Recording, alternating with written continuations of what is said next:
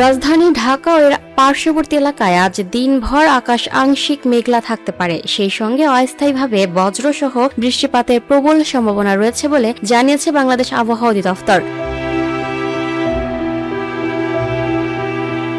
বৃহস্পতিবার ৩০ এপ্রিল সকাল ৭টা থেকে পরবর্তী ৬ ঘন্টার জন্য দেয়া বিশেষ পূর্বাভাসে এই তথ্য নিশ্চিত করা হয়েছে। আবহাওয়া অফিসের তথ্য মতে গত ২৪ ঘন্টায় ঢাকায় ৬৫ মিলিমিটার বৃষ্টিপাত রেকর্ড করা হয়েছে। এই বৃষ্টির ফলে তপ্ত আবহাওয়ায় স্বস্তি ফিরলেও সকালের কর্মজীবী ও স্কুলগামী মানুষের চলাচলে কিছুটা বিঘ্ন ঘটেছে। আজ সারাদিন তাপমাত্রা প্রায় অপরিবর্তিত থাকতে পারে। সকালে ঢাকার সর্বনিম্ন তাপমাত্রা রেকর্ড করা হয়েছে ২০.১ ডিগ্রি সেলসিয়াস এবং সর্বোচ্চ তাপমাত্রা ২৩.৪ ডিগ্রি সেলসিয়াসের আশেপাশে থাকার সম্ভাবনা রয়েছে। বাতাসের আর্দ্রতা ৯৮% হওয়ায় বাতাসে জলীয় বাষ্পের আধিক্য অনুভূত হবে।